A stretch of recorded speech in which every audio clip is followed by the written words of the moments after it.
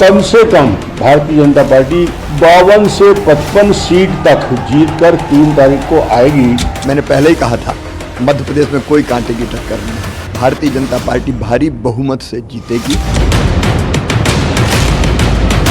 130 सीटों से ज्यादा कांग्रेस पार्टी को सीटें मिलेंगी। एग्जिट पोल जानबूझकर इसलिए बनाए गए हैं कि कांग्रेस कार्यकर्ता निराश हों और झूठा माहौल दिखाकर अधिकारियों पर दबाव बनाया जाए।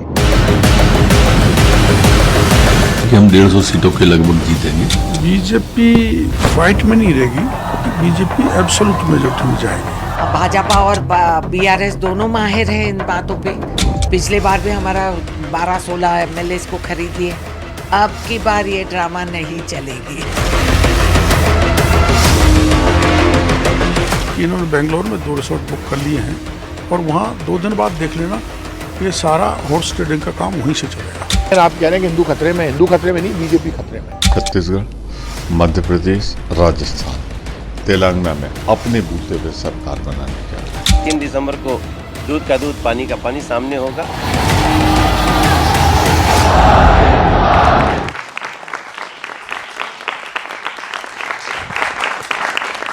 नमस्कार, देश नहीं झुकने देंगे में बहुत बहुत स्वागत आप सभी का। मैं हूं आपके साथ अमन चोपड़ा। 36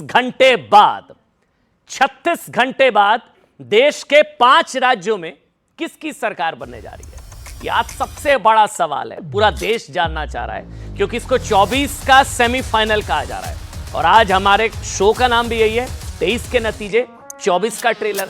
हालांकि इसके कुछ संकेत न्यूज 18 इंडिया के एग्जिट पोल में मिल चुके हैं। टारगेट एग्जिट पोल के मुताबिक देश के 5 राज्यों में, ध्यान से सुनिएगा, 2 राज्य मध्य प्रदेश और राजस्थान बीजेपी के खाते में जाते नजर आ रहे हैं एग्जिट पोल के हिसाब से, और छत्तीसगढ़ में कांटे की टक्कर कांग्रेस के खाते में, कांग्रेस को एज। तेलंगाना में कांग्रेस सबसे बड़ी पार्टी, ये 2:2 नजर आ रहा है चुनाव। इन नतीजों में सबसे चौंकाने वाले नतीजे जो देखिए, राजस्थान लगभग माना जा रहा है कि बीजेपी के खाते में चला जाएगा, ये माना जा रहा है। हालांकि अब एग्जिट एग्जैक्ट होंगे हमें नहीं पता। वहीं दूसरी तरफ तेलंगाना में कांग्रेस अच्छा करती नजर आ रही है। छत्तीसगढ़ में नेक एंड नेक फाइट है, लेकिन सबको हैरान जो एग्जिट पोल कर रहा है वो मध्य प्रदेश को लेकर है, जहां कांग्रेस को सबसे ज्यादा जीत की उम्मीद है। लेकिन टारगेट एग्जिट पोल के नतीजों के मुताबिक मध्य प्रदेश में कांग्रेस की बुरी हार नहीं, काफी बुरी हार हो सकती है। मध्य प्रदेश की 230 सीटों में से बीजेपी 127 सीटें जीत सकती है। कुछ एग्जिट पोल तो बीजेपी को 160 से ज्यादा सीटें मिलने का अनुमान बता रहे हैं, मतलब प्रचंड बहुमत। अच्छा, ये अनुमान कुछ वक्त पहले आपको एक तस्वीर दिखाते हैं आज। दरअसल मध्य प्रदेश के मुख्यमंत्री शिवराज सिंह चौहान की यह तस्वीर, इसको ध्यान से देखिएगा। मतलब बड़े बड़े पत्रकार और कह लीजिए राजनीतिक मतलब विश्लेषक, बुद्धिजीवी, राजनीतिक पंडित शायद इस तस्वीर का मर्म नहीं समझ पाए। आज हर कोई बात कर रहा है लाडली बहना योजना की, और कहा जा रहा है कि नतीजों का ट्रेलर इस तस्वीर से मिल गया था। महिलाओं के बीच शिवराज सिंह चौहान की जबरदस्त लोकप्रियता की संभवता ये तस्वीर। बात इसी को लेकर, एग्जिट पोल को लेकर, क्या एग्जिट पोल ये एग्जैक्ट होंगे? जोरदार तालियों के साथ स्वागत करिए प्रेम शुक्ला, राष्ट्रीय प्रवक्ता, प्रदीप भंडारी जन की बात से, तहसीन पूनावाला पॉलिटिकल एनालिस्ट हैं, और भाटी साहब है हमारे साथ, समाजवादी पार्टी के राजकुमार भाटी। बहुत बहुत स्वागत आप सभी का। सर शुक्ला जी, थोड़ा ज्यादा नहीं हो गया 162 मध्य प्रदेश में? मतलब ईमानदारी से बताइएगा, 162 थोड़ा ज्यादा हो गया? 230 में 162 ज्यादा क्यों हो गया? नहीं है 230 में 232 ज्यादा हो सकता है। अच्छा, 162 ज्यादा क्यों हो जाएगा? आपने सोचा था 162? क्यों नहीं सोचेंगे? हम जब 230 सीटों पर लड़ते हैं तो लक्ष्य होता है कि हम सारी की सारी सीटें जीतें। तो सर अकेले थोड़ी ना लड़ रहे हैं, सामने भी है ना कोई। हाँ, तो उसको भी जो जितना उसका काम होगा उसके आधार पर जनता उसको भी जनादेश देगी। अच्छा, आपसे बातचीत के दौरान ना मेरे साथ एक खास मेहमान जुड़ गए हैं, शायद आप भी बात करना चाहेंगे। कैलाश विजय वर्गीय मेरे साथ इस वक्त लाइव जुड़ चुके हैं, भारतीय जनता पार्टी के राष्ट्रीय महासचिव हैं। कैलाश जी, मेरे साथ बड़ी संख्या में यहाँ पर ऑडियंस है, बहुत सारे बच्चे हैं जो आपको सुन रहे हैं। स्टूडियो में प्रेम शुक्ला है, तहसीन पूनावाला, राजकुमार भाटी, प्रदीप भंडारी जन की बात से, और ऑडियंस बेस्ड शो है, सब आपको सुन रहे हैं। बहुत बहुत स्वागत, बधाई अभी दे दूं या 3 दिसंबर को दूं सर? कभी भी दे सकते हैं। हमने तो जिस दिन मतदान हुआ था उसी दिन कह दिया था कि 130 से 160 के सीट में बीच में सीट आएगी। मतलब इस कॉन्फिडेंस की कुछ या वजह तो बताइए, मतलब क्या वजह है? 15 साल सरकार, एंटी इनकम्बेंसी सो कॉल्ड कहा जाता है, 15 साल एक पार्टी, तब भी प्रो इनकम्बेंसी, मतलब ये तो अचंभित करने वाले नतीजे होंगे अगर अनुमान नतीजों में तब्दील होते हैं तो। कैलाश जी, देखिए ऐसा है कि हमने काम किया है, मध्य प्रदेश का सिनेरियो एकदम बदला है। मैं पीडब्ल्यूडी मिनिस्टर था 2003 में, 60,000 किलोमीटर सड़कें थी, गड्ढे वाली, 100% गड्ढे, जहां पर एक भी अच्छी सड़क नहीं थी। आज 5 लाख किलोमीटर सड़कें हैं जिसमें गड्ढे नहीं। अगर बिजली की बात करूं, मैं पावर मिनिस्टर था 2004 में, पावर कैपेसिटी मध्य प्रदेश का उत्पादन सिर्फ 5,000 मेगावाट था, 5,000 मेगावाट, रिक्वायरमेंट थी 13,000 मेगावाट। आज हमारा उत्पादन है 28,000 मेगावाट और पीक वर्ष में 28,000 की आवश्यकता पड़ती है और नॉर्मल में 25,000 की, मतलब सरप्लस पावर वाला स्टेट हमने बनाया है। तो ये सब चीज विजिबल है, ये लोगों को महसूस हो रही है कि खेत पे 8 घंटे बिजली मिल रही है, गांव के घर के अंदर 24 घंटे बिजली मिल रही है, सड़क गांव तक पहुंच गई है। आज सिंचाई का रकबा यदि आप देखें 2003 में सिर्फ 7 लाख हेक्टेयर था, आज 45 लाख हेक्टेयर है। किसान को क्या चाहिए? सड़क, बिजली, पानी, वो बाकी तो अपने खून का पसीना करके उत्पादन कर लेता है। जैसे उसने उत्पादन किया तो एमएसपी पे उसका उत्पादन खरीदा गया, उसको समय पर पैसा मिला। आज per capita income Madhya Pradesh की बड़ी है और ये सबके साथ, एक व्यक्ति नहीं, इससे हर व्यक्ति प्रभावित है। यदि किसान के पास पैसा आता है तो वो पैसा बाजार में लेकर आता है, बाजार में आता है तो बाजार में मार्केट चलता है। तो कुल मिलाकर इकोनॉमी जो मध्य प्रदेश की बड़ी है वह उससे हर व्यक्ति प्रभावित हुआ है। जहां तक मध्य प्रदेश देश की बात है, मोदी जी का नेतृत्व, मैं समझता हूं कि मोदी जी के नेतृत्व में गरीब कल्याण की जितनी भी योजनाएं हैं उसका लाभ सर्वाधिक मध्य प्रदेश को मिला है। हमने तैयारी करके उठाया, जैसे प्रधानमंत्री आवास योजना, आज लगभग 85 लाख लोगों के घर में मकान बन गए पक्के, जो सोच भी नहीं सकते थे। उज्ज्वला योजना, आज आयुष्मान भारत योजना, ये सारी योजनाओं का लाभ मध्य प्रदेश के लोग ले रहे हैं। ठीक बात, लेकिन मैं ना अब असल मुद्दे पर आता हूं। सीएम की रेस में आपके नाम की भी बहुत चर्चा है सर, अगर मैं गलत नहीं हूं तो, या आप डिनाई कर सकते हैं या उसको एक्सेप्ट कर सकते हैं, या खबरें गलत हैं? देखिए ऐसा है कि आप लोग तो काफी कल्पना करते हैं, आप लोग सोचते हैं, विचारते हैं और फिर नाम भी आप ही डिक्लेयर करते हैं और आप भी फिर बाद में उस नाम को हटा भी देते हैं। ये सब आपका खेल है। हमारी पार्टी एक नहीं, आप सही है या गलत है इसके ऊपर मैं कोई टिप्पणी नहीं करूंगा, पर मैं, क्योंकि कौन आज पत्रकारों को सही और गलत कहेगा? आप तो हमारे पूजनीय प्रजातंत्र के चौथे स्तंभ हैं। पर मैं इतना जरूर कह सकता हूं कि ये पार्टी एक अनुशासित पार्टी है, कैडर बेस्ड पार्टी। हमारे लीडर बैठकर तय करते हैं, जो भी मुख्यमंत्री बनेगा वो भारतीय जनता पार्टी का कार्यकर्ता होगा, इतना मैं कह सकता हूं आपको। और इसलिए मुख्यमंत्री कौन बनेगा ये हमारे सेंट्रल लीडरशिप तय करेगी। एक सवाल आपसे जरूरी, क्योंकि इंडी गठबंधन की पहली रैली मध्य प्रदेश में होने वाली थी मुझे जहां तक याद है, और उसका सबसे मुखर विरोध आपने किया था जब हनुमान भक्त कमलनाथ भी उसका डैमेज कंट्रोल करने की कोशिश कर रहे थे। स्टालिन संभवतः आते, सनातन शत्रु, वो सारा पूरा नैरेटिव था। तो वो जो सनातन को समाप्ति की वो पूरा, उसका भी नुकसान हुआ इंडिया अलायंस को, कांग्रेस को, और मध्य प्रदेश की जनता ने जवाब दिया। और हनुमान भक्त कमलनाथ भी उस डैमेज को कंट्रोल नहीं कर पाए। कैलाश जी, देखिए ओरिजिनल होता है, डुप्लीकेट होता है। कांग्रेस एक डुप्लीकेट पार्टी है। वो जहां पर उनको लगता है कि यहाँ पर जनेऊ पहनना चाहिए तो वहां जनेऊ पहन लेते हैं, वो जहां उनको लगता है कि यहाँ पर गोल टोपी पहनने से वोट मिलते हैं तो वहां गोल टोपी पहन लेते हैं। तो उनका चरित्र जनता के सामने है। हमारा तो शुरू से हम तो कहते हैं रामलला हम आएंगे, मंदिर वही बनाएंगे, तो हमारा कैरेक्टर बहुत स्पष्ट है, कांच की तरह बिल्कुल साफ है। इसलिए लोग जानते हैं कि भारतीय जनता पार्टी जो कहती है वो करती है। ऐसा नहीं कि केरल में और कुछ कहेगी, यहाँ कुछ और कहेगी। कर्नाटक के चुनाव में मुस्लिम एजेंडा निकाल दिया, मध्य प्रदेश में हनुमान जी का मंदिर बना दिया। इस प्रकार कांग्रेस यदि काम करेगी तो लोग उनका चरित्र पहचान लेंगे। लेकिन हनुमान जी का मंदिर तो बनाया ही है कमलनाथ जी ने, शायद उस पे तो मैं इसीलिए कह रहा हूं कि आप जब कर्नाटक जाते हैं, तेलंगाना जाते हैं तो वहां मुस्लिम एजेंडा चलाते हैं, वहां मुस्लिमों के लिए अलग से आप घोषणा पत्र जारी करते हैं। मध्य प्रदेश में क्यों नहीं करते? वहां हनुमान जी क्यों दिखाते हैं? भाई एक तरीका करिए ना पूरे देश के अंदर। आपकी नीति कहीं पर मुस्लिम लीग से समझौता करते हैं, कहीं पर राम भक्त बन जाते हैं। तो देश की जनता बहुत जागरूक है और मीडिया भी बहुत जागरूक है, दिखाता है कि कौन कौन क्या क्या कब कब कर रहा है। और इसलिए आपको धन्यवाद देता हूं, आपके मीडिया जगत को धन्यवाद देता हूं कि आप लोगों ने जनता को बिल्कुल बहुत तरीके से ट्रेंड कर दिया कि सही असली और नकली को पहचानने लग गए। और इसलिए भारतीय जनता पार्टी अपनी विचारधारा के प्रति कमिटमेंट हमारा बिल्कुल पक्का है और इसलिए लोग इस बात को पहचानते हैं और हमारे आइडियोलॉजी को लोगों ने आशीर्वाद दिया। एक आखिरी सवाल, आप भी चुनाव नहीं लड़ना चाह रहे थे, आपके कई वीडियोस वायरल हो रहे थे, उस पर कुछ सफाई देंगे? मतलब ऐसा कुछ आ रहा था कि मैं 1% भी चुनाव नहीं लड़ना चाह रहा। 10 साल बाद आप लगातार रिकॉर्ड बनाया आपने तो जीत का।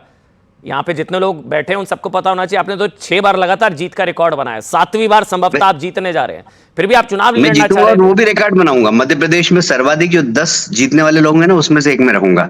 ये मैं आपको पहले से ही बता देता हूँ कि 10 सर्वाधिक वोटों से जीतने वाले जो उम्मीदवार होंगे किसी भी दल के, उसमें से एक मेरा नाम भी होगा। इतने वोट से मैं जीतूंगा। सवाल जीत और हार का नहीं है। ये बात सही है कि मैं संगठन का काम कर रहा था, मेरा बेटा ऑलरेडी विधायक था, तो मैंने कहा वो लड़ ही रहा है, तो इसलिए मैंने मना किया था कि एक परिवार में 2 टिकट हमारी पार्टी नहीं देती, इसलिए मैंने मना किया था। पर पार्टी ने कहा कि नहीं आपको लड़ना है, तो हम तो सिपाही हैं, ठीक, बॉस का आदेश आ जाए तो फिर हम कहीं पे भी कूद सकते हैं। चलिए, आप लोकतंत्र में असली बॉस तो जनता है सर, और जनता तय करेगी 3 दिसंबर को उसका आदेश क्या होगा और वो जनादेश क्या होगा, उसका आदेश जनादेश सराखों पर होगा। बहुत बहुत धन्यवाद, आपने समय निकाला और बहुत बहुत शुभकामनाएं, बधाई एग्जिट पोल की। अब एग्जैक्ट में फिर आपसे बात करूंगा 3 दिसंबर को सर। बहुत बहुत धन्यवाद। अच्छा, एक मिनट, कुछ तहसीन कुछ कहना चाह रहे हैं, तहसीन पूनावाला कुछ कहना चाह रहे हैं? मैं तो मैं ऑपोजिट हूं, पर उनके व्यक्तिगत चुनाव के लिए भी उनको बहुत बहुत शुभकामनाएं। तहसीन पूनावाला भी बधाई दे रहे हैं। बहुत बहुत शुक्रिया आपका कैलाश विजयवर्गीय जी, आपने समय निकाला। प्रेम शुक्ला बताइए सर, 162? हाँ, 162 आएंगे, 140 प्लस तो होंगे ही होंगे, इसमें कोई संदेह नहीं। कोई एक वजह बताइए मेरे को जानना, मैंने कैलाश लगातार जी अभी कैलाश जी एक बड़ा मुद्दा, कोई एक बड़ा मुद्दा जो बड़ा काम मुद्दा है विकास, विकास और विकास। लगातार मध्य प्रदेश का विकास, आपने 2003 के पहले का मध्य प्रदेश और 2003 के बाद का मध्य प्रदेश, किसी से भी जो 2003 के पहले का मध्य प्रदेश देखा हो, जिसने बिजली की किल्लत भोगी हो, जिसने सड़कें देखी हो और जिसने पानी की किल्लत भोगी हो, उसके जीवन में जिस तरह से परिवर्तन हुआ, जो कायाकल्प हुआ, और सिर्फ महिलाओं के लिए 21 योजनाएं, लाडली लक्ष्मी से लेकर लाडली बहना तक, उन योजनाओं का लाभ आखिरी व्यक्ति तक पहुंचाने का काम, वो निश्चित तौर पर मध्य प्रदेश की जनता जानती है कि मध्य प्रदेश 1956 से लेकर 2003 तक उसकी स्थिति क्या थी। एक सवाल जहन में आता है, जब इतना अच्छा काम हुआ 15 साल, मामा ने, शिवराज सिंह चौहान ने इतना बेहतरीन काम किया, तो सीएम फेस शिवराज क्यों नहीं है? क्योंकि हमारे यहाँ जो है कलेक्टिव लीडरशिप का कॉन्सेप्ट है। नहीं, उन्होंने तो अच्छा काम किया ना सर। आप तो किया ना, उनके काम पर तो वोट मांग रहे हैं ना, लेकिन सामूहिक नेतृत्व भी हमारे यहाँ का नियम है, तो सामूहिक नेतृत्व पे किसी को क्या आपत्ति होनी चाहिए? तहसीन पूनावाला मुस्कुरा रहे हैं, बताइए भाई तहसीन पूनावाला, मामा के नाम पर वोट 162, मतलब ये तो अकल्पनीय, अचंभित करने वाला। शुक्ला जी के लिए नहीं होगा, पत्रकारों के लिए, कि हमने सोचा है भाई, सोचा था नेक एंड नेक फाइट होगा शायद। कुछ महीनों पहले तो एमपी छत्तीसगढ़ को तो लगभग आउट कर दिया गया था कि राजस्थान में उम्मीद है शायद, अभी अचानक से आखिरी में क्या हुआ, पूरा परिवर्तन। तहसीन पूनावाला बताइए भाई, वो आप मुस्कुरा छत्तीसगढ़ को लेकर रहे हैं बस शायद? नहीं, मध्य प्रदेश को लेकर। अच्छा, लेकिन वो 2 लाइनें हैं, उसको मैं कहना चाहता हूँ। दिल को खुश रखने के लिए प्रेम बाबू ये ख्याल अच्छा है, तो ठीक है, आप एग्जिट पोल पे खुश होइए, एग्जैक्ट पोल पे मैं खुश होगा, आपके साथ आऊंगा अमन, मुझे शिरकत करने का मौका मिलेगा। लेकिन अब भी, क्योंकि आपने नेक टू नेक फाइट की बात की, मैं अपना गर्दन, मैं अपनी नेक दांव पे लगा रहा हूं। कांग्रेस सरकार बनाने जा रही है मध्य प्रदेश में 135 प्लस। ये चाहे कुछ भी कह दे, सच्चाई यह है कि केंद्र सरकार के जो आंकड़े, उसमें मध्य प्रदेश सबसे खराब उसका परफॉर्मेंस रहा है, सबसे खराब, बेरोजगारी में सबसे खराब। और जो ये कहते 2000 पे लगा रहे हैं, क्या दाव बताइए, कुछ बताइए, कुछ बताइए। मैं किससे ज्यादा क्या लगाऊं, गर्दन लगा दे। बड़े लोग शर्त लगाते हैं कि मैं सर मुंडवा लूंगा, ये करा लूंगा, वो करा लूंगा, है ना, रेजर दिया जाता है फिर अगली डिबेट में उनको। कुछ आप लगा के जा रहे हैं, ऐसा कुछ शर्त लगा के जा रहे हैं तहसीन भाई? मैं बिल्कुल कह रहा हूं कमलनाथ, या तो डिबेटें छोड़ दूंगा, डिबेट में आना छोड़ दूंगा। मैं कह रहा हूं 3 दिसंबर को जब मैं आपके साथ आऊंगा, जब रिजल्ट्स आएंगे, नतीजे आएंगे, 3 दिसंबर के बाद कमलनाथ जी मुख्यमंत्री बनने जा रहे हैं। देखिए, आप अंतर देखिए भाजपा और कांग्रेस के अंदर। भाजपा 2003 की बात करती है भाजपा, लेकिन 40% वोटर्स नए वोटर्स थे। उनके एक भी, उनकी जो एस्पिरेशंस थी, उसको एक भी एस्पिरेशंस को फुलफिल नहीं किया गया। कोई, आप सब यंगस्टर्स हैं, कोई ये सवाल नहीं पूछ रहा, ये पूछना चाहिए कि इनके जितने भी नेता है, किसी भी दल के जितने भी नेता है, इनके बच्चे, चाहे आकाश हो, चाहे शिवराज सिंह चौहान के बच्चे, चाहे हेमंता बिस्वा शर्मा के बच्चे, ये अंग्रेजी में पढ़ाई करते, अच्छे से अच्छे यूनिवर्सिटीज में जाते, और लेकिन गरीबों को कहते हैं हिंदू मुसलमान की लड़ाई करो। क्यों? ये जो एस्पिरेशंस है, कमलनाथ क्या कह रहे थे, हम एआई की सेपरेट मिनिस्ट्री बनाएंगे, कमलनाथ हम आईटी, उनके जिला परिषद के विद्यालय में पढ़ रहे थे कमलनाथ के बिल्कुल बच्चे नहीं, जो हैं बिल्कुल नहीं जिला पढ़ रहे परिषद थे, के विद्यालय बिल्कुल में नहीं पढ़ रहे थे, बिल्कुल नहीं पढ़ रहे थे, लेकिन वो हिंदू मुसलमान की लड़ाई नहीं लड़ाते, बिल्कुल नहीं। आप इनको पूछे आपका एजेंडा क्या है, हमारा एजेंडा सिर्फ इनका रिलीजन पे आके रुक जाता है, इनके पास कोई विजन नहीं है ना एजेंडा है। वो एक, आप लोग बिग बॉस, आप लोगों से किसी ने बिग बॉस देखा है? बिग बॉस में एक कैरेक्टर है ओरी करते, भाजपा ना इंडियन पॉलिटिक्स की ओरी है। आप उनको पूछो आप करते क्या हो, हम सेल्फी लेते, वीडियो एडिटिंग करते, ये करते वो करते, भैया आप काम क्या करते हो कोई नहीं बताएगा। भाजपा वैसी है, भाजपा के पास काम के नाम पे कुछ नहीं है, ओरी के जैसे सेल्फी लेंगे, वीडियो एडिटिंग करेंगे, अपना प्रचार करेंगे और कुछ नहीं है। तो भाजपा पॉलिटिक्स में बाहर होने वाली कमलनाथ की सरकार बनने आप ये आरोप लगाते हैं सांप्रदायिक राजनीति करने का बीजेपी पर, हिंदू मुसलमान के मुद्दे उठाने का। और भी काम करते हैं, सवाल ले रहा हूं ना, मैं सवाल ले रहा हूं तहसीन भाई, मैं सवाल ले रहा और भी हूं। अगर मैं गलत नहीं हूं तो इस बार तो संभवतः सनातन की समाप्ति से लेकर रामचरितमानस नफरती ग्रंथ, आरजेडी, सनातन समाप्ति, स्टालिन, कांग्रेस, ये तो सबसे ज्यादा हिंदू मुसलमान अगर किसी ने किया तो आपके गठबंधन इंडिया अलायंस ने किया। सनातन की समाप्ति, रामचरितमानस नफरती ग्रंथ, ऐसे 10 कांग्रेस के नेताओं ने भी बोला। तो ये तो आप लोगों ने किया इस बार, क्या बीजेपी से सीख रही है कांग्रेस? थैंक यू अमन जी, आपने सवाल उठाया। 10 सेकंड लूंगा। यहां पे भाटी साहब बैठे, संजय निषाद जी ने क्या कहा मेरे भगवान राम के पिताजी का? एक सेकंड सर, एक सेकंड, अभी मत रोकिए। तो कहा ही कहा, मैं तो सर एक मिनट मत रोकिए। तहसीन भाई उनसे सीख रहे हैं आप? नहीं, मैं सीख नहीं रहा हूं, बीजेपी से सीख रहे हैं। मैं उनसे बिल्कुल नहीं सीख रहा। मैं क्या कह रहा हूं आपको, अगर बीजेपी इतनी ही सच्ची हिंदू पार्टी होती है तो उससे अलायंस क्यों नहीं तोड़ा? मैं तो तहसीन भाई कह ही रहा हूं, आप कथित सांप्रदायिक कहते हैं ना, उसका जवाब प्रेम भाई देंगे। आप अपनी बात करिए ना, मैं आपकी बात कर रहा हूं, आप अपनी बात करिए। आपके अलायंस ने सनातन, मैं बोलूं, सनातन के समाप्ति की बात करी, सनातन के समूल नाश की बात करी, आपके इंडिया अलायंस के नेताओं ने नफरती ग्रंथ बताया, रामचरितमानस को नफरती ग्रंथ बताया। आए दिन स्वामी प्रसाद मौर्य से लेकर तमाम नेता क्या क्या कहते हैं। कांग्रेस पार्टी के सीनियर लीडर सतीश जारकिहोली ने हिंदू गंदा शब्द कहा। इस बार तो सर आप लोगों ने किया, क्या बीजेपी से सीख रहे हैं आप लोग? तहसीन बिल्कुल गलत जो शब्दों का प्रयोग किया, बिल्कुल गलत का जो सनातन तो आपके पास नैतिक अधिकार है इनको एक लाइन तो बोल दो, अगर हर 10 सेकंड में कोई नहीं, बिल्कुल गलत का। और मैं आपके शो पे एक चीज कह रहा हूं, ये जो इंडिया अलायंस का जो फर्स्ट रैली होने वाला था भोपाल के अंदर, मैंने स्वयं कमलनाथ जी को फोन किया कि नहीं होना चाहिए उधर। क्यों होना चाहिए?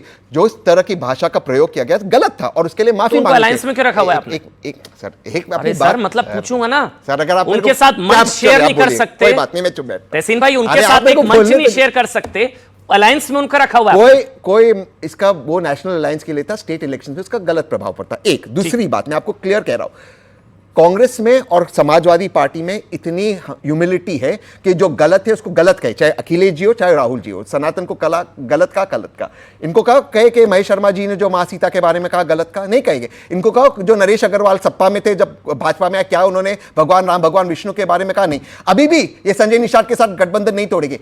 ऐसा कोई सगा नहीं जिसको भाजपा ने ठगा नहीं, ये ठगने का काम करते हैं। आपके पास एक बार जवाब ले लूं मैं, प्रेम शुक्ला, प्रेम भाई आप जवाब देना चाहे। ऐसा कोई सगा नहीं जिसको बीजेपी ने ठगा नहीं, बताइए प्रेम भाई। ठगों को लगता है हर कोई ठग है। मल्लिकार्जुन खड़गे जो हैं इनके राष्ट्रीय अध्यक्ष हैं, उनका बयान है कि अगर 2024 में आदरणीय नरेंद्र मोदी फिर से प्रधानमंत्री बन गए तो सनातन की सत्ता संस्थापित हो जाएगी। मल्लिकार्जुन खड़गे के खिलाफ बोल रहे हैं, अध्यक्ष ने कहा है, यहां वहां के किसी नेता ने नहीं कहा है हिम्मत तो बोल रही है। बोलिए जरा, सुनिए, बोलिए हिपोक्रेट हुई ने। अगर कोई मल्लिकार्जुन खड़गे में बोलिए ना, तो बोल रहा हूं ना। हाँ बोलिए।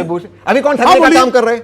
बोलिए ना, अभी कौन ठगने का काम कर रहे हैं? मैं तो कह रहा हूं बोलिए। डर अच्छा है, अब ये डर अच्छा है, डर नहीं, ये आपकी वो खड़गे के खिलाफ बोलेंगे भी। तहसीन भाई बोलिए, खड़गे जी का बयान गलत। कोई भी हो, कोई भी नहीं, खड़गे जी का बयान गलत। सुनिए एक लाइन तो जी जी जी, कोई भी हो, कोई भी छोटे से छोटा नेता या खड़गे जी जैसे बड़े नेता, आपको किसी के भी धर्म पर, किसी के भी आस्था पर, किसी के भी कल्चर पर नहीं टिप्पणी करनी चाहिए। अब आप बोलो जो महेश शर्मा ने बोला, ये हिम्मत है। महेश शर्मा ने कोई बयान ऐसा नहीं दिया है, पहली बात सीता माता का अपमान नहीं किया है। महेश शर्मा ने बोल दो गलत था, सुनिए ना, बोला ना प्रेम से गलत था। आप ठगी क्यों कर रहे हैं? गलत था, अभी तो चिल्ला रहे थे, आप सुन लीजिए। अभी ये कह रहे थे कि संजय निषाद से गठबंधन तोड़ देना चाहिए। अब मल्लिकार्जुन खड़गे का इस्तीफा मांगिए ना, ठीक है हिम्मत तो मांगिए, वापस गोल मांगिए ना, चल, वापस अब देखते गोल हैं, मांगिए अब इस्तीफा। होता है अब ये- तक कंडेम मांगिए चलिए अब मैं भाटी जी, कंडेम भाटी जी, मांगिए एक इस्तीफा। आपका है, मांगिए, चलिए अब खड़े राजकुमार खड़े भाटी, खड़े उसके बाद खड़े प्रदीप खड़े भंडारी, मैं आपके पास आ रहा आप तो हूँ। पार्टी राजकुमार के भाटी, लिए फिर भी नहीं मान पा रहे हैं। आपके साथ चलिए हो गया सर, हो गया, नहीं, तहसीन भाई हो जनता को पता है गया। आप प्रेम भाई इंटरप्रेट मुझे हैं। आगे बढ़ने दीजिए। प्रदीप भंडारी मुस्कुरा रहे हैं। प्रदीप भाई, मध्य प्रदेश में जन की बात का पोल भी लगभग नेक एंड नेक दिखा रहा है, लेकिन बीजेपी को एज दिखा रहा है शायद। बताइए प्रदीप भंडारी, अमन जी, मेरे को तीनों राज्यों को बताइएगा, राजस्थान, मध्य प्रदेश, छत्तीसगढ़। एक मिनट देखिए, मैं पहले ये कहना चाहता हूं कि आपके शो का है 24 का ट्रेलर। इन सभी राज्यों के अंदर जब हमने पोल किया, ये स्पष्ट हो रहा है कि जो जनता है, 55% से ज्यादा महिलाएं और 50% से ज्यादा पुरुष जो हैं प्रधानमंत्री नरेंद्र मोदी को तीसरी बार प्रधानमंत्री देखना चाहते हैं। तो भले इसके कोई भी नतीजे आए, 24 के अंदर वोटर के मन में कोई कंफ्यूजन नहीं है, पीएम नरेंद्र मोदी तीसरी बार प्रधानमंत्री होंगे अगर आज की स्थिति आगे कंटिन्यू होती है। ये चुनाव भी तो ब्रांड मोदी पे ही लड़ा गया ना सर। बिल्कुल, पर उसमें स्थानीय मुद्दे भी इंपॉर्टेंट होते हैं। अब अगर मध्य प्रदेश की बात करूं अमन जी, तो 40 ऐसी सीटें हैं जिसकी मार्जिन बहुत क्लोज है। अगर उन 40 सीटों के अंदर भारतीय जनता पार्टी 50% से ज्यादा सीटें जीत जाती है तो 115 के आंकड़े को क्रॉस कर देगी। अगर वो 80% से ज्यादा सीटें जीत लेती है तो 130 तक पहुंच सकती है। तो वो 40 क्लोज मार्जिन सीटों के अंदर क्या महिला वोट इनफ बीजेपी पोल कर पाती है, वो डिसाइड करेगा बीजेपी कितना आगे निकल सकती है। अगर मैं बात करूं राजस्थान की, उसकी वर्डिक्ट बिल्कुल स्पष्ट है। लोग वहां पे एक गवर्नमेंट का चेंज देखना चाहते हैं और पिछली बार कांग्रेस ने ईस्टर्न राजस्थान स्वीप किया था, इस बार कांग्रेस ईस्टर्न राजस्थान ग्राउंड पे स्वीप करती हुई नहीं दिख रही है और बीजेपी 100 से ज्यादा सीट लाती हुई दिख रही है। अगर छत्तीसगढ़ की मैं बात करूं अमन जी, तो छत्तीसगढ़ के अंदर जो पिछली बार 2018 का सेंटिमेंट था जब हमारी टीम ने ग्राउंड पे पोल किया, वो ऐसा सेंटिमेंट नहीं दिख रहा है। कांग्रेस एज पे है, पर बीजेपी ने बहुत डिसाइसिवली गेन किया है। आप आश्चर्यचकित मत हो जाइएगा अगर बीजेपी 40 से ज्यादा सीट ले आए छत्तीसगढ़ के अंदर, तो जो 2018 के अंदर कांग्रेस पार्टी 60 से ऊपर आई थी, ऐसी स्थिति ग्राउंड पे नहीं है छत्तीसगढ़ के अंदर, क्योंकि जितना भी नॉर्दर्न छत्तीसगढ़ का इलाका है, सरगुजा और बिलासपुर, वहां पे बीजेपी अच्छा कर रही है। तो अगर इन तीनों स्टेट्स को आप देखेंगे तो इन तीनों स्टेट्स में स्थानीय मुद्दे इंपॉर्टेंट है, पर 24 के लिए हर स्टेट के अंदर मध्य प्रदेश, राजस्थान, छत्तीसगढ़, और ये भी नोट करिएगा मन जी, तेलंगाना के अंदर भी जितना पिछली बार भारतीय जनता पार्टी का जनादेश आया था, अगर कांग्रेस पार्टी जीत भी जाती है स्थानीय लेवल पे, नरेंद्र मोदी को तेलंगाना में 24 में ज्यादा वोट पड़ेगा 19 के कंपैरेटिव में। आप ये क्लिप भी रिकॉर्ड कर लीजिए। लेकिन प्रेम शुक्ला, मेरा सवाल यह है कि दरअसल ये जो एक ऑपोजिशन का प्लैंक बन चुका है, उसका फायदा ऑपोजिशन को हो रहा है। किस लिहाज से हो रहा है? जैसे कर्नाटक के दौरान भी पहले पोलराइज करने की कोशिश हुई, उसका कर्नाटक में फायदा हुआ। सारे एनालिस्ट ने बताया कि एक मुश्त वोट पड़ा है एक वर्ग का, पूरी तरीके से पोलराइज हुआ। इन चुनावों में भी क्या उसका फायदा होगा? क्योंकि बहुत कोशिश की गई, सारे इंडिया अलायंस, किसी इंडिया अलायंस के नेता ने स्टालिन के विरोध में नहीं बोला, कांग्रेस के नेताओं ने सपोर्ट किया, तो उसका फायदा तो हो रहा है ऑपोजिशन को, कांग्रेस को। तेलंगाना में भी संभवतः हो रहा है, कर्नाटक वाला फॉर्मूला यहां पर भी चलता नजर आ रहा है, और शायद बाकी राज्यों में। या आपको पता है कि हिंदी बेल्ट में उल्टा नुकसान होगा इसका? प्रेम शुक्ला, देखिए, पिछली बार आपको ध्यान होगा, यही आदरणीय कमलनाथ थे जो मुसलमानों के बीच जाके कह रहे थे कि सारे मुसलमानों ने कांग्रेस को वोट देना चाहिए था। इस बार मुसलमान छोड़ के जय हनुमान कर रहे थे वो, तो अंतर आया कि नहीं आया? नहीं, वो तो है ही हनुमान भक्त, उन्होंने तो मंदिर बनाया हनुमान जी का। इतना नहीं, मंदिर तो पहले भी बनाया था। नहीं, मंदिर पहले भी बनाया था, 2018 के पहले मंदिर बनाया था, लेकिन मुसलमान सारे हमको वोट दें तब जय हनुमान नहीं कर रहे थे। 2018 के चुनाव में श्रीमान कमलनाथ का जय हनुमान वाला एक बयान कोई दिखा दे मुझे, लेकिन 2023 में जय हनुमान कर रहे थे। क्यों कर रहे थे? वो अकेले थोड़ी ना कर रहे थे, उन्होंने गदा चौक, वो चौक पे इतना नहीं, बड़ा गदा रखा था। 2019 प्रियंका वाड्रा जी भी वहां पर आई थी, 2019 के बाद प्रियंका वाड्रा भी, राहुल गांधी जी भी मंदिर, त्रिशूल लेके, सारा जो जितना भी पाखंड किया जा सकता है। ये पाखंड कैसे? आप करें तो वो नहीं, हम हमेशा वो करे तो पाखंड। देखिए, हमारे नेताओं का अंतर देखिए, आदरणीय नरेंद्र मोदी चुनाव हो ना हो मंदिरों में जाते हैं, आदरणीय अमित शाह जी किसी भी दौरे पर जाएं वहां स्थानीय मंदिर में हमेशा जाते हैं, जगत प्रकाश नड्डा जी हमारे राष्ट्रीय अध्यक्ष हैं, किसी भी कार्यक्रम में आप उनका कार्यक्रम उठा के देख लीजिए, हमेशा मंदिर जाते हैं। राहुल गांधी, प्रियंका वाड्रा और सब छोड़ दीजिए, श्रीमती सोनिया गांधी 2002 के बाद किस मंदिर गई हैं? तो क्या ये मध्य प्रदेश की जनता ने समझ लिया? मैं ये सवाल पूछना चाहूंगा। मध्य प्रदेश की पूरे देश की जनता समझ रही है, पूरे देश की जनता समझ रही है कि ये तेलंगाना में तो मुसलमानों के लिए अलग से बात करेंगे, कर्नाटक में मुसलमानों के लिए अलग से बात करेंगे, केरल में अलग से बात करेंगे, लेकिन जैसे ही हिंदी बेल्ट में आएंगे वैसे ही इनके सुर बदल जाते हैं। तो क्या अब पहले वाला जमाना तो रहा नहीं। आज आप जो केरल में बात करते हैं उस बात को कश्मीर का व्यक्ति भी सुनता है। आज कश्मीर में जो बात करते हैं वो जो है तमिलनाडु का व्यक्ति भी सुनता है। इसलिए जो है रेवंत रेड्डी जो है वो गाय की पूजा करके वोट डालने जाते हैं। अभी जाते हैं ना। लेकिन जो है श्रीमान राहुल गांधी गौ कसी करने वाले को जो है गले लगाते हैं। और श्रीमान संजय निरुपम, इनके जो बड़े नेता थे, वो मुंबई में जब वहां गौ मांस प्रतिबंधित किया जाता है, बीफ फेस्टिवल करते हैं। बीफ फेस्टिवल, कल्पना करेंगे आप? संजय निरुपम बीफ फेस्टिवल का ऐलान उन्होंने 2016 में किया था। आप गूगल कर लीजिए, भी मिल जाएगा आपको।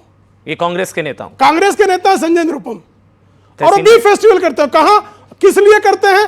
क्योंकि वहां पर गौ कशी को प्रतिबंधित करने का निर्णय वहां देवेंद्र फडणवीस की सरकार ने लिया था। आपको लगता है ये जो एग्जिट पोल के अनुमान है, नतीजे तो नहीं कह सकते, जो अनुमान है, ये कम से कम बता रहे हैं कि हिंदी बेल्ट में मध्य प्रदेश, राजस्थान, उत्तर प्रदेश, ये गुजरात, यहां लोगों को अब समझ में आ रहा है। मैंने जो अभी शायद कैलाश जी ने भी बोला कि असली और नकली, पायरेटेड माल और ओरिजिनल में फर्क होता है, तो लोगों को शायद समझ में आ रहा है। तैसी अमन जी, यहाँ की जो जनता है सब कुछ जानती है, यंगस्टर्स है। पूरे डिबेट में इस पैनल पे शायद सिर्फ मैंने ही बात की आर्टिफिशियल इंटेलिजेंस की, नए जॉब्स की, आईटी सेक्टर की। इनका पूरा बात ये मंदिर में जाते, मस्जिद में प्रश्न पूछेंगे उसी का उत्तर दूंगा भाई। आप ही बोल लीजिए। जैसे मैं एक लाइन शुरू करता हूं, अगर आपको मेरा नहीं, आपके झूठ को एक्सपोज कर रहा हूं। आपने एआई का मुझसे प्रश्न पूछा, आपने मुझसे एआई पर प्रश्न पूछा, बेरोजगारी पर प्रश्न पूछा। ये डर अच्छा है, ये डर बहुत अच्छा है। आपको बेपर्दा कर रहा हूं, बोलने दीजिए ना। मैं डीप फेक पे डिबेट नहीं कर रहा ना सर, मैं एआई पे तब सवाल पूछता। बहरहाल पूरा कर लीजिए, कोई दिक्कत नहीं, बोल लीजिए। मैं बोल दूं? हां बोलिए प्लीज, थोड़ा सा बोल दूं? हां अरे बोलिए ना तहसीन भाई। पूरे इसमें ये मंदिर जाते, ये मंदिर नहीं जाते, ये यहाँ जाते, ये मुसलमानों के लिए करते, ये बीफ खाते, ये भिंडी खाते। भैया मुद्दा क्या है? देश की प्रगति। क्या राहुल गांधी मंदिर जाते, प्रियंका जी जाते, कैमरा लेकर जाए आपकी तरह सब जगह शूटिंग करे? और अगर लेके जाते हैं तहसीन भाई, गलत लेके जाते हैं। एक तो उनके राहुल जी, आपको पता है गर्भगृह में गए थे, बाहर 4 कैमरा लगे थे, क्या बुराई है इसमें? लेके जाते हैं सर। तहसीन भाई झूठ के बोल रहे हैं। प्राइवेट लाइफ में की बात कर रहा हूं। वहां भी होता है, यहां भी होता है। अमन भाई, अगर इनके बाद आपको टोकना है, कोई बात नहीं, आप ऐसे ही डिबेट करा दीजिए। मैं देखा गलत बोला भाटी साहब और मैं जैसे बोल रहे हैं, हर भाटी जी क्या मैंने ऐसे टोका? बिल्कुल नहीं टोका, ऐसी बात नहीं है। बोलिए उनको भी नहीं बोलने दिया। हर सेंटेंस में अगर, तो कोई बात नहीं, हम लोग एक लाइन बोलते फिर हम क्वेश्चन आंसर। चलिए बोलिए। नहीं कोई दिक्कत नहीं, कैमरा लेकर गए थे ना। अब मैं अपनी बात रख दूं, मैं व्यक्तिगत प्राइवेट लाइफ की बात कर रहा हूं, सार्वजनिक लाइफ की। उन्होंने प्राइवेट लाइफ की बात की। ठीक, आप तो उतने जानकार है कि आप दोनों को कंफ्यूज नहीं कर रहे। ठीक। अब प्राइवेट लाइफ में कोई व्यक्ति अब गुफा में जाता है, वहां कैमरा प्राइवेट लाइफ में लेके जाता है, उसमें अंतर है ना? नहीं लेके जाते राहुल जी और प्रियंका जी। वरना आप क्या कहना चाहते हैं? मेरी पत्नी हिंदू नहीं है? आप कहना, ये कहना, ये इनका कहना मेरे फैमिली। एक मिनट, ये जो बार बार आप परिवार कैमरे का जवाब दिया नहीं। कैमरा लेके राहुल गांधी गए थे कि नहीं? चलिए, गए थे ना। लोगों से पूछ रहे थे कैमरा लेके गए थे कि नहीं राहुल गांधी? ये जानते हैं प्राइवेट और पर्सनल लाइफ में, प्राइवेट और पर्सनल लाइफ में अंतर जानते हैं। सर मैं आगे की बात लीजिए, बोल लीजिए। सारा डिबेट बीफ, मंदिर, मस्जिद, इस पे, क्योंकि क्या है, विकास की बात नहीं करना है, नौकरियों की बात नहीं करना है, एआई में 3rd जनरेशन। आप सोचिए, देश का दुर्भाग्य है कि जो हमारे प्रधानमंत्री जब डीप फेक की बात करते हैं, जो एक बहुत सीरियस गंभीर मुद्दा है, डीप फेक क्या है उनको ये नहीं पता है। वो एक डुप्लीकेट को डीप फेक बता देते। ये देश का दुर्भाग्य है, क्योंकि जो अगले जॉब्स है वेब 3.0 और वेब 3.0 से आने वाले, एआई से आने वाले, क्वांटम से आने वाले, इनको पूछिए एआई की इनके पास कोई जानकारी है, इसका कोई टेक्नोलॉजी है, इसके बारे में उन्होंने कोई बात किया है? कोई बातचीत नहीं। ये आपको भटकाना चाहती। दूसरी बात, मेरी गलती है, मैं मिस कर गया। कांग्रेस के नेताओं ने एआई का मुद्दा उठाया था रैली में। बिल्कुल उठा था। एआई का मुद्दा उठाया कांग्रेस के नेताओं ने, एआई आर्टिफिशियल इंटेलिजेंस, और एआई के मुद्दे पर चुनाव लड़े थे कमलनाथ जी। सर एक मिनट, मैं भी बात, सर मैं शुरुआती बयान में क्या और अब भी कह रहा हूं, मैंने ट्वीट भी किया है कि अगर कांग्रेस की सरकार मध्य प्रदेश में आती, आईटी मिनिस्ट्री में एआई का एक सेपरेट मिनिस्ट्री बनाएगी। ये बात मैंने शुरुआत में किया था, कमलनाथ ने किया है। रेवंत रेड्डी आईटी की बात करता है। इनका क्या है एजेंडा, इनका उनके पार्टनर का? आप सुनिए इसको, हम आईटी सेल स्पेशली, हम आईटी पार्क स्पेशली मुसलमानों के लिए बनाएंगे। ये संभव है? ये संभव है? ये और बीआरएस मिलकर ये सब करते हैं। ये पोलराइजेशन से बीआरएस के साथ आपका निकाह हुआ है, बीआरएस के साथ आपका निकाह हुआ है, हमने नहीं लिया, आपका निकाह हुआ है बीआरएस के साथ। इसलिए आप लोग, आपका मतलब इसलिए आप लोग बीआरएस, ओएसी ये मुस्लिम आईटी पार्क तो बीआरएस का था ना। दो पहलू है, पोलराइजेशन करते, ताकि अब आप बताइए, आप सब यहां पर विद्वान लोग हैं, क्या एक आईटी सेल सिर्फ मुसलमान के लिए बन सकता है? आईटी पार्क हिंदुओं के लिए बन सकता है? इनका आईटी सेल मन में आ गया, बन सकता है आईटी पार्क। ये इस तरह की बातें करते हैं, ये पोलराइजेशन क्यों नहीं लिया? आपका साथी एक्शन क्यों नहीं लिया? अच्छा, कितने एफआईआर किए, क्या नशा करके ओएसी पर? अच्छा क्या, अरे एक मिनट भाटी साहब, यहाँ पर सबने डिबेट सुनी, मैं एक बार एग्जिट पोल लाइव कर लूं यहाँ बच्चों का, यही पता लग जाएगा एक बार। यहाँ पे भाई इतनी देर से आप लोग भी डिबेट सुन रहे हैं, तो राजस्थान में क्या बीजेपी की सरकार बन रही है या कांग्रेस की सरकार? जिसको लगता है बीजेपी की सरकार हाथ खड़ा करिए। ये लाइव पोल मेरे ख्याल से 70-80% है, राजस्थान तो लगभग है। चलिए नीचे कर लीजिए। राजस्थान में वोट किस राजस्थान पूछ लो। हैं जी, राजस्थान में वोट किस की है? हाथ उठाओ जिसकी राजस्थान में वोट है। नहीं सर, जरूरी नहीं जिसका वोट हो वही एनालिसिस कर सकता है। मतलब ये क्या पता है? अरे बच्चों का आप पक्ष तो ले सकते हैं, और किस लिए है फिर? मध्य प्रदेश में कांग्रेस या बीजेपी? मध्य प्रदेश में भी। छत्तीसगढ़ में बीजेपी या कांग्रेस? हाथ खड़ा करिए जो कांग्रेस लगता है छत्तीसगढ़ में, और जिसको बीजेपी लगता है छत्तीसगढ़ में। भाटी साहब देखिए, वही बात है कि राजस्थान और मध्य प्रदेश लगभग क्लियर नजर आ रहा है, फाइट छत्तीसगढ़ में है और तेलंगाना में कांग्रेस। मेरा सवाल यह है कि अगर कांग्रेस अच्छा परफॉर्म करती है तेलंगाना में, छत्तीसगढ़ में, तो उनकी नेगोशिएटिंग पावर बढ़ेगी और राहुल गांधी संभवतः पीएम फेस होंगे, तो आपके लिए तो और चुनौती बढ़ेगी। कांग्रेस का अच्छा करना इंडिया अलायंस के लिए मुश्किलें खड़ी करेगा क्या? राजकुमार भाटी। लोकतंत्र में ताकत जनता देती है, ताकत का स्रोत जनता होती है। जनता जिसके सिर पे हाथ रख देगी उसकी पावर बढ़ जाएगी। अगर कांग्रेस को जनता जिता के लाती है तो हमें भी स्वागत करना चाहिए और बीजेपी को भी स्वागत करना चाहिए। बीजेपी जीतती है उसका भी हमें स्वागत करना चाहिए, क्योंकि वो निर्णय जनता का है। कर्नाटक में जीते, राहुल को क्रेडिट। राजस्थान में हारे, क्या राहुल के सर हार का सहरा बन देगा? भारत जोड़ो यात्रा कर्नाटका, तेलंगाना, छत्तीसगढ़, मध्य प्रदेश से भी गुजरी, जहां पे इनकी सरकार बनने वाली। और मुझे व्यक्तिगत तौर से लगता है कि राजस्थान में बीजेपी की सरकार बनेगी। जो फाइट में कांग्रेस आई है राजस्थान में, उसका श्रेय भारत जोड़ो यात्रा में जाएगा। इसके नतीजे क्या इंडिया अलायंस पर कुछ असर डालेंगे आपके हिसाब से?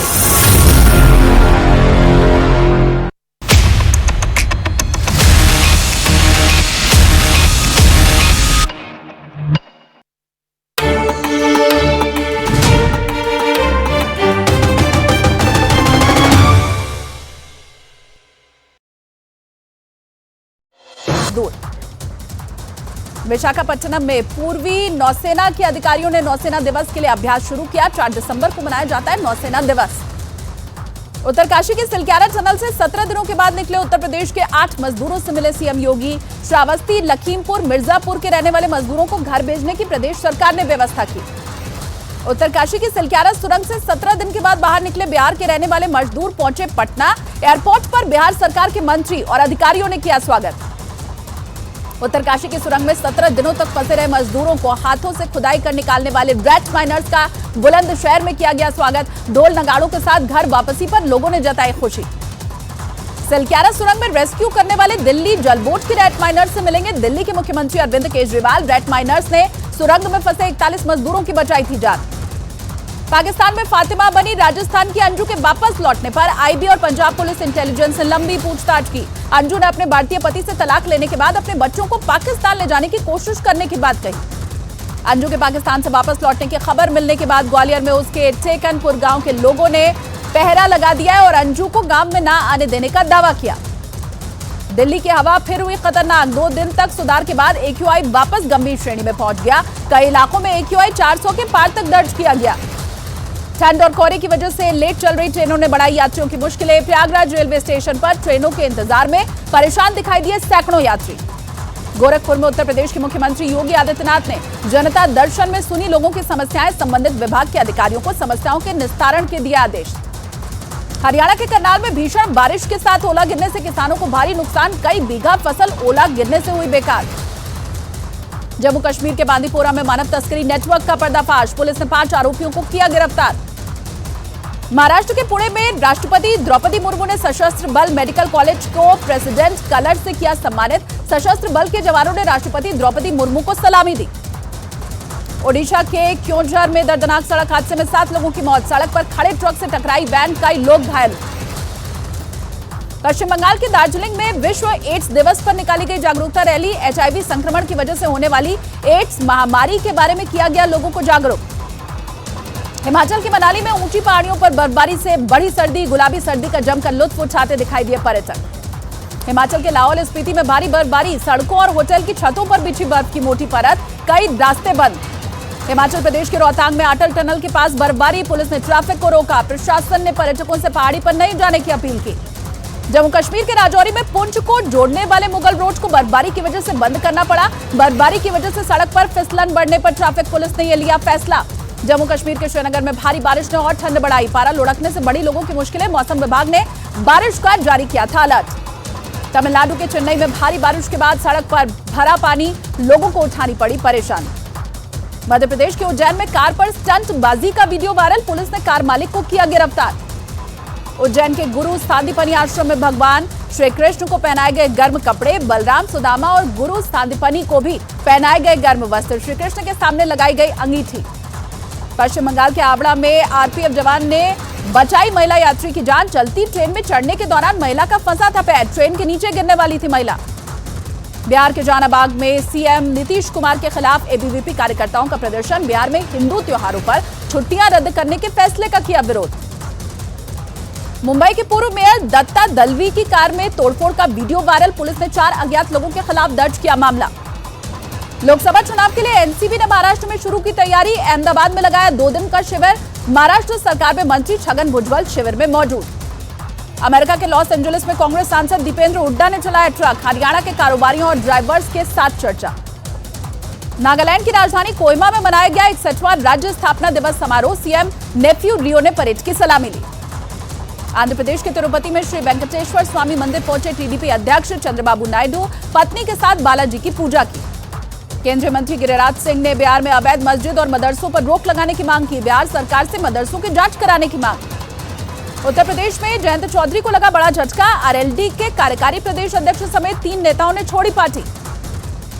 कोलकाता पुलिस ने 11 बीजेपी विधायकों के खिलाफ दर्ज की एफआईआर, विधानसभा परिसर में राष्ट्रगान के अपमान का आरोप, एफआईआर में प्रदर्शन में शामिल नहीं लोगों का भी नाम। रक्षा मंत्री Rajnath Singh coast guard commander के 40वें सम्मेलन में हुए शामिल, कार्यक्रम का आयोजन दिल्ली में कोस्ट गार्ड मुख्यालय में किया गया था। इजरायल और हमास के बीच खत्म हुई युद्ध विराम, आईडीएफ ने गाजा पर फिर शुरू कर दिया हमले, हमास पर युद्ध विराम की शर्तों को तोड़ने का आरोप। गाजा में हमास और इजरायल के बीच फिर से शुरू हुई जंग, सुबह 7 बजे अस्थायी संघर्ष विराम खत्म होने के बाद इजरायल ने हमास के ठिकानों पर फिर दागे रॉकेट। गाजा में युद्ध विराम के बीच हमास ने 2 देशी नागरिकों समेत 10 बंधकों को रिहा किया। रफा क्रॉसिंग से रिहा हुए लोगों को इजरायल लेकर पहुंची रेड क्रॉस सोसाइटी। इजरायल के कैद से रिहा हुए फिलिस्तीनी लोगों की रामल्लाह में हुआ स्वागत, जश्न में परिवार वालों और फिलिस्तीन और हमास के झंडे लहराए गए, जमकर की गई नारेबाजी। हमास के कैद से रिहा हुई महिला का कराया गया मेडिकल चेकअप, इजरायल के शीबा मेडिकल सेंटर में चेकअप के घर लौट रही रिहा हुए लोग। हमास ने 30 फिलिस्तीनी के बदले 10 बंधकों को किया रिहा, 9 महिलाओं और 1 लड़की की हुई रिहाई। हमास की कैद में अब भी 140 लोगों के होने की उम्मीद। हमास के कैद से रिहा हुए लोगों को परिवार वालों के हवाले कर दिया गया। 55 दिन बाद अपनी मां और भाई से मिलकर भावुक हुई इजरायली लड़की। इजरायली सेना की कार्रवाई, ईरान समर्थित आतंकवादियों से भारी मात्रा में हथियार बरामद किए गए, वेस्ट बैंक में आतंक फैलाने का प्लान था। युद्ध विराम के बीच राहत सामग्री लेकर 200 ट्रक गाजा पहुंचे, खाना पानी के साथ डीजल, ईंधन और गैस के कंटेनर भी पहुंचे। फिलिस्तीनी लोगों को मिलेगी बड़ी राहत। फिलिस्तीनी कैदियों की रिहाई के बाद वेस्ट बैंक में हुआ बवाल, कैदियों की रिहाई पर जश्न मनाने के लिए इकट्ठा हुए थे लोग। इजरायली सेना ने आंसू गैस और रबर की गोलियां चलाकर किया तितर-बितर। रमल्ला में अमेरिकी विदेश मंत्री और फिलिस्तीन के राष्ट्रपति के बीच हुई मुलाकात, गाजा में युद्ध विराम आगे बढ़ाने और लोगों की मदद पर हुई चर्चा। तेल अवीव में अमेरिकी विदेश मंत्री एंटनी ब्लिंकन का बयान का, अभी हमारा फोकस संघर्ष विराम बढ़ाने पर, गाजा से और ज्यादा बंधकों को निकालने की कोशिश। यमन के हूथी विद्रोहियों की इजरायल को धमकी, गाजा में युद्ध विराम तोड़ने पर इजरायल पर हमले तेज करने की धमकी। गाजा में आज भी जारी रहेगा अस्थायी सीज फायर, दोनों ही पक्षों ने युद्ध विराम 1 और दिन बढ़ाने के ऊपर जताई सहमति। यरूशलेम में आतंकी हमले के बाद पीएम नेतन्याहू का एक्शन, हमलावरों के घर ध्वस्त करने के दिया आदेश, बस स्टॉप पर 2 हमलावरों ने की थी फायरिंग। गाजा में युद्ध विराम के बीच नेतन्याहू ने हमास को खत्म करने की बात दोहराई है, कहा आतंकवादी संगठन हमास के खात्मे तक जारी रहेगी जंग, इजरायल को नुकसान पहुंचाने लायक नहीं रहेगा गाजा। यरूशलेम में इजरायली संसद के बाहर प्रदर्शन, पीएम बेंजामिन नेतन्याहू के इस्तीफे की मांग जमकर की गई नारेबाजी। अमेरिका के न्यूयॉर्क में फिलिस्तीन समर्थकों का प्रदर्शन, रॉकफेलर सेंटर के पास फ्री फिलिस्तीन के लगाए गए नारे, पुलिस ने प्रदर्शनकारियों को रोका। इजराइल की खुफिया एजेंसी मोसाद के चीफ का दोहा दौरा, गाजा में युद्ध विराम और सभी बंधकों की रिहाई पर कतर के साथ चर्चा संभव, कतर की मध्यस्थता से हुआ है इजराइल हमास में अस्थायी युद्ध विराम। तेल अवीव में सैन्य बेस के बाहर इजरायली लोगों का प्रदर्शन, हमास के कैद से सभी लोगों की रिहाई की मांग। भारत और ऑस्ट्रेलिया के बीच आज खेला जाएगा चौथा टी20 मैच, रायपुर में शाम 7 बजे से शुरू होगा मुकाबला। बल्लेबाज रिंकू सिंह को वनडे टीम में मिली जगह, साउथ अफ्रीका दौरे के लिए भारतीय वनडे टीम में किया गया था शामिल। रिंकू सिंह के अलावा साई सुदर्शन और रजत पाटीदार को भी टीम में किया गया शामिल। बिहार की राजधानी पटना में मोटरसाइकिल सवार बदमाशों ने ताबड़तोड़ फायरिंग कर दी, गोली लगने से 2 लोग हुए जख्मी, सीसीटीवी की मदद से बदमाशों की तलाश में जुटी है पुलिस। बिहार के वैशाली में शिक्षक का अपहरण कर जबरन शादी कराने का आरोप, शिक्षक के परिवार वालों ने सड़क जाम कर किया हंगामा, पुलिस ने लड़के को बरामद करने का किया दावा। उत्तर कोरिया के शासक किम जोंग उन ने अपनी बेटी के साथ वायुसेना कमांड सेंटर का दौरा किया, लड़ाकू विमानों से किम जोंग उन को दी गई सलामी। चीन की गिरती अर्थव्यवस्था के बीच 3 साल में पहली बार शंघाई पहुंचे राष्ट्रपति शी जिनपिंग, बाजार और व्यापारियों में भरोसा बहाल करने की कोशिश, शंघाई फ्यूचर्स एक्सचेंज का भी किया दौरा। मेक्सिको अमेरिका सीमा वेराक्रूज में हजारों प्रवासी लोगों ने डारा डेरा, गरीबी और राजनीतिक अस्थिरता की वजह से पलायन करने को मजबूर हैं लोग। मैक्सिकन शहर टापचुला से अमेरिका के लिए रवाना हुआ था प्रवासियों का कारवां। इंग्लैंड के बर्मिंघम में यूईएफए फुटबॉल मैच के दौरान बवाल, स्टेडियम में एंट्री नहीं मिलने पर पुलिस और पोलिश क्लब के समर्थकों के बीच हुई झड़प, पुलिसकर्मी जख्मी। पश्चिमी जापान में अमेरिकी एयरफोर्स की विमान हादसे के बाद टोक्यो ने पेंटागन से की अपील, ऑस्प्रे विमान की उड़ान पर रोक लगाने की मांग की गई। रूस के कब्जे वाले डोनेट्स्क में भीषण हुई जंग, रूस ने यूक्रेन के लड़ाकू विमानों को मार गिराने का दावा किया, सैन्य डिपो को भी किया गया तबाह। और रणबीर कपूर की फिल्म एनिमल रिलीज हुई, एडवांस बुकिंग से फिल्म ने किया 19.7 करोड़ का बिजनेस। साउथ के दर्शकों के लिए फिल्म को तेलुगु, तमिल और मलयालम में भी किया गया रिलीज।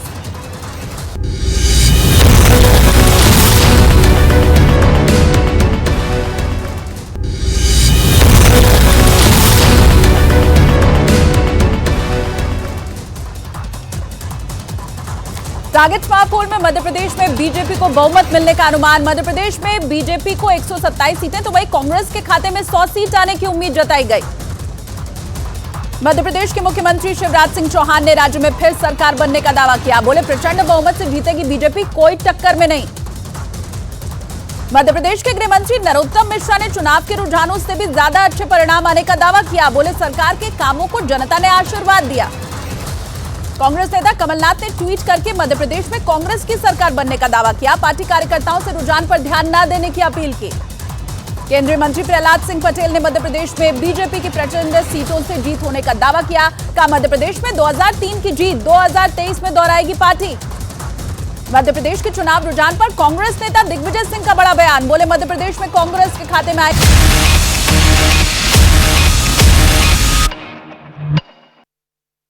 क्या इन नतीजों का इंडिया अलायंस के भविष्य पर क्या कोई असर पड़ेगा, मैं वो आपसे जानना चाह रहा हूं। कांग्रेस अच्छा परफॉर्म करती है, राहुल गांधी अगर अच्छा परफॉर्म करते हैं तो फिर क्या उसका असर इंडिया अलायंस पर पड़ेगा, मैं ये जानना चाह रहा हूं, क्योंकि अब इंडिया अलायंस से लगभग आपका एग्जिट हो चुका है समाजवादी पार्टी का। इंडिया अलायंस का भविष्य अगले 15 दिन में तय होगा, अभी तो भविष्य धुंधला है, अभी पता ही हमें खुद पता नहीं क्या भविष्य है इंडिया अलायंस का। कौन कौन सी पार्टी उसमें है, कौन कौन सी रहेंगी, कौन कौन सी अलग होंगी, अलायंस एक होगा या 2 होंगे, बड़े ईमानदार जवाब दे रहा हूं, बहुत ईमानदार। तभी आपसे पूछा, ये 3 तारीख को रिजल्ट आने के बाद अगले 10 दिन में 15 दिन में सारा क्लियर हो जाएगा और फिर तय होगा कि क्या कौन सी किधर कितनी ताकत है। लेकिन एक जो शुक्ला जी ने कहा कि कांग्रेस इस स्टेट में कुछ बोलती है, उस स्टेट में कुछ बोलती है, मुझे मेघालय चुनाव का ध्यान है, आपको भी पता होगा, बहुत जागरूक पत्रकार हैं। इनकी पार्टी के प्रदेश अध्यक्ष मेघालय के अपने भाषणों में कह रहे थे कि हम हाँ जो वहां के हैं, क्या हम आपको जो है गोमांस उपलब्ध कराएंगे। करेक्ट। गोवा में इनकी सरकार है, गोवा में गोमांस खुलेआम बिकता है। केरल में बीफ का कोऑपरेटिव खोलने का वादा किया था। किरण रिजिजू इन्हीं के पार्टी के नेता, उन्होंने खुद स्वीकार किया था कैमरा के सामने कि मैं गोमांस खाता हूं। तो ये तो सबके साथ है, क्योंकि वो है नहीं है कि उसका शेर है कि बता मस्जिद की या मैं कदे की बात सच मानूं, ए वाइज तू यहां कुछ और वहां कुछ और कहता है। तो ये तो सबके साथ है। बताइए शुक्ला जी। देखिए अंतर समझिए, फिर आ रहा हूं प्रदीप। हाँ, अंतर ये है कि वो बीजेपी है, ये कांग्रेस है। समझ लीजिए आप, जिन राज्यों में बीफ प्रतिबंधित है वहां बीफ की बात कोई नहीं करेगा, लेकिन महाराष्ट्र में बीफ प्रतिबंधित होने के बाद भी संजय निरुपम वहां बीफ फेस्टिवल लगाते हैं, तो इस पर इनकी क्या राय है तो बताइए। और जो है उत्तर प्रदेश में बीफ प्रतिबंधित, गौ मांस गौकसी 1960 के दशक में प्रतिबंधित थी, लेकिन अखिलेश यादव के कार्यकाल में ऐसी कोई बाजार नहीं थी जहां गौकसी नहीं होती थी। तो ये इनका पाखंड है, ये इनका दोगलापन है, ये दोगलापन ऐसी कोई बाजार नहीं थी। और ये नहीं है, मैं आधार से कह रहा हूं ऐसी कोई बाजार नहीं थी जहां गाय नहीं काटी जा रही थी। कहां पे? पूरे उत्तर प्रदेश में। अच्छा, अखिलेश यादव के कार्यकाल में। 2 लाइन और जो है आज जो है इनके बाद आज गायों बछड़ों की संख्या क्यों बढ़ गई? 2 लाइन। उत्तर प्रदेश में 7 वर्षों के योगी जी के 6 वर्षों के शासनकाल में वहां गाय और बछड़ों की इतनी संख्या क्यों बढ़ गई? बीफ बैन नहीं है, गाय काटने पे प्रतिबंध है, आप इंपोर्ट बीफ करते बैन भी है। आप उन्हीं को बोलने दीजिए। फ्रिज में नहीं रख सकते। आप एक मिनट, तो फिर आप एक्ट कर लीजिए, क्या मेरा केस हो, मैं आपके साथ इंटरव्यू कर लीजिए। ठीक है, तहसीन पूरा बोलने देते हैं, उसके बाद आप काउंटर कर लीजिएगा। बोलिए तहसीन। ठीक है, मान लेते हैं कि बीफ बैन है, 1 सेकंड के लिए, तो इतनी निकम्मी सरकार है इनकी कि बीफ ओपनली मेन्यू कार्ड के अंदर बिक रहा है, मुंबई के अंदर, पुणे के अंदर। सर आई रिक्वेस्ट, गौ मांस नहीं बिक रहा है, आप दिखा दीजिए, मैं चुनौती देता हूं। आपकी निकम्मी सरकार है, आप सरकार में दिखा दीजिए, आज कार्रवाई होगी। टॉपिक पर आइए, भारत जोड़ो यात्रा पर आइए। कर्नाटक में जीते, राहुल को क्रेडिट। राजस्थान में हारे, क्या राहुल के सर हार का सहरा बंधेगा? भारत जोड़ो यात्रा राजस्थान में कई जिलों में गुजरी थी, बताइए। भारत जोड़ो यात्रा कर्नाटका, तेलंगाना, छत्तीसगढ़, मध्य प्रदेश से भी गुजरी, जहां पे इनकी सरकार बनने वाली है। निश्चित तौर से अगर मुझे व्यक्तिगत तौर से लगता है कि राजस्थान में बीजेपी की सरकार बनेगी। जो फाइट में कांग्रेस आई है राजस्थान में, उसका श्रेय भारत जोड़ो यात्रा को जाता है। राजस्थान में 7 जिले, 525 किलोमीटर, 33 सीटों से गुजरी भारत जोड़ो यात्रा। प्रदीप, कर्नाटक में जब जीते थे तो मुझे याद है कहा जा रहा था कि भारत जोड़ो यात्रा ने कमाल कर दिया, तो राजस्थान से जब गुजरी तो फिर क्या बीजेपी के लिए कमाल कर दिया राहुल गांधी ने? प्रदीप, देखिए, भारत जोड़ो यात्रा का कमाल हो पाएगा या नहीं हो पाएगा, ये 2024 के नतीजे बताएंगे। और मैं बार बार कह रहा हूं कि कांग्रेस पार्टी का जो अलायंस है, इंडिया अलायंस, I.N.D.I अलायंस, ये एक काल्पनिक अलायंस है। क्योंकि अगर आप देखेंगे इनके कितने भी लीडर्स, अगर आपको याद होगा जब ममता बनर्जी ने कहा था कि हमसे जो टकराएगा चूर चूर हो जाएगा, उसके बाद में अखिलेश यादव और मायावती का अलायंस हुआ, और उसके बाद भारतीय जनता पार्टी उत्तर प्रदेश में उससे ज्यादा वोट शेयर के साथ में आई थी। तो इन सभी पार्टीज का जो वोट शेयर है ये सब ऐड नहीं होता है, और ग्राउंड पे इनका साथ आना नरेंद्र मोदी की सीटें और बढ़ा सकता है। जैसे कि 2019 के अंदर उत्तर प्रदेश के अंदर जब दोनों साथ में आए थे, समाजवादी पार्टी और बीएसपी, तो बीजेपी का वोट शेयर और बढ़ा था। साथ में अमन जी, ये जो लार्जर इशू आप बात कर रहे हैं कि क्या भारत जोड़ो का इंपैक्ट है, नहीं है, एक पीआर एक्टिविटी होना और एक चुनाव जीतने में बहुत फर्क होता है। चुनाव जीतने के लिए आपको साथ में मुद्दे, लीडर, कार्यकर्ता, बहुत सारे इश्यूज इंपॉर्टेंट होते हैं।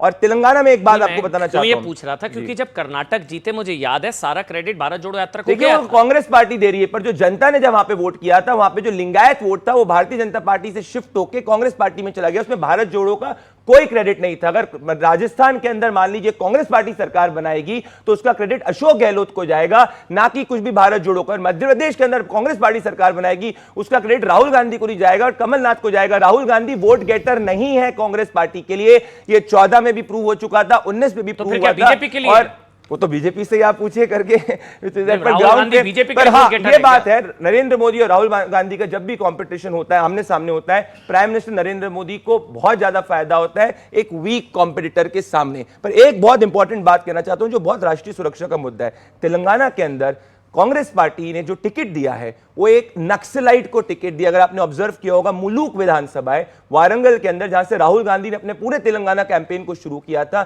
जहां से अनुसुईया सतीक करके एक नक्सलाइट है जिन पे आरोप लगे मासूमों को मारने के लिए घोषित नक्सलाइट है, उनको कांग्रेस पार्टी ने टिकट दिया था। तो 24 के पहले ये सब मुद्दे भी बहुत इंपॉर्टेंट होने वाले हैं। तहसीन, सबसे ज्यादा क्रिमिनल्स, और ये जो रिपोर्ट है जो फाइल हुई थी वो भाजपा ने फाइल की थी।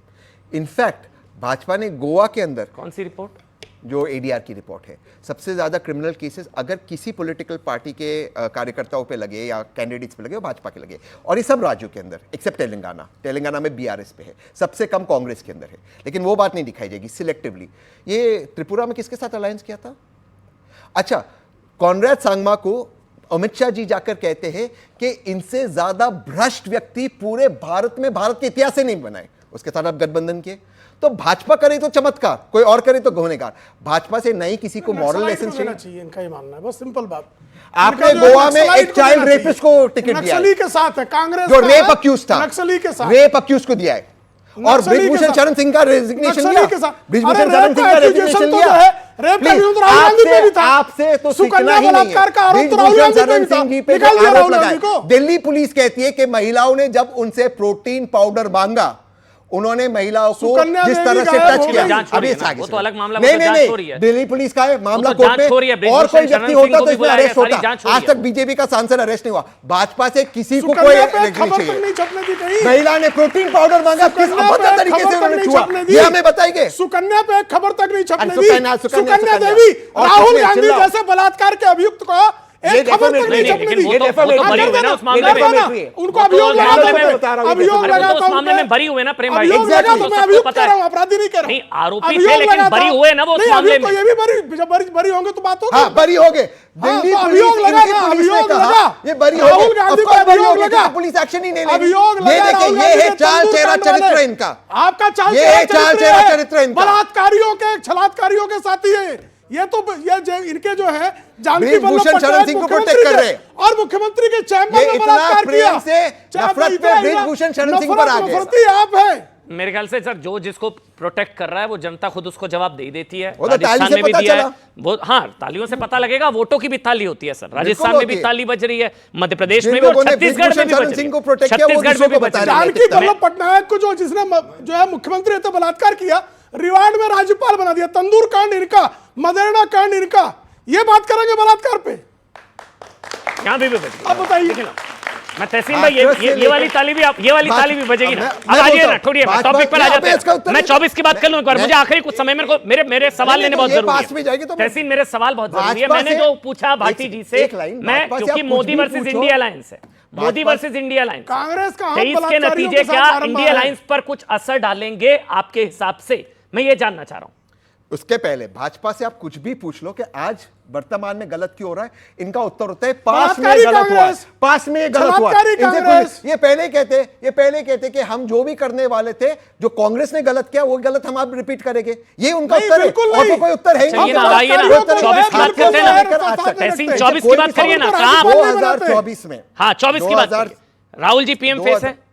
2024 का पीएम फेस इंडिया अलायंस बैठकर तय करेगा। अभी राहुल जी तय नहीं है, अभी कोई भी तय नहीं है। अभी राहुल तय नहीं है। 3 दिसंबर के बाद बैठेगा, उसके बाद तय करेगा कि कौन बनेगा। लेकिन एक चीज है, अगर कांग्रेस तेलंगाना जीतती है और मध्य प्रदेश और छत्तीसगढ़ में सरकार बनाती है, 2024 का इलेक्शन खुल जाएगा। इससे मैं नहीं, लेकिन यहां पर जितने लोग हैं, मतलब जैसे आप तस्वीरें देख रहे हैं, मतलब आपको लगता है कि प्रधानमंत्री नरेंद्र मोदी, ब्रांड मोदी के सामने ब्रांड राहुल या ब्रांड अखिलेश या ब्रांड नीतीश या ब्रांड केजरीवाल, ममता, मोदी को कोई टक्कर 2024 में नहीं?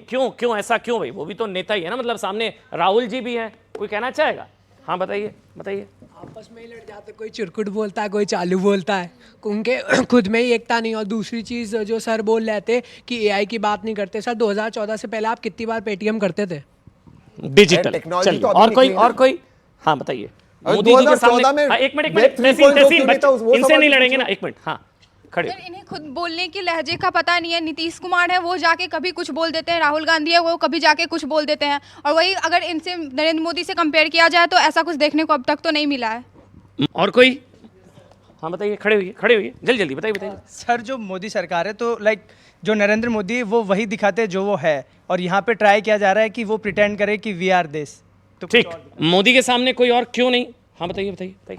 सर क्योंकि वो यूथ को समझते हैं। पहले जो हमने नेताओं को देखा है वो ज़्यादा घुलते मिलते नहीं थे यूथ से, बट हमारे जो नरेंद्र मोदी है उनको सभी के आंखों में एक चमक दिखती है जब हम नरेंद्र मोदी के बारे में बात करते हैं, क्योंकि उनका काम दिख रहा है सबको और वो कनेक्ट कर पाते हैं। सबसे बड़ी बात तो यही है। और कोई मतलब वो कनेक्ट कर पाते हैं, सामने कोई नेता नहीं है, ये उनकी मजबूती है।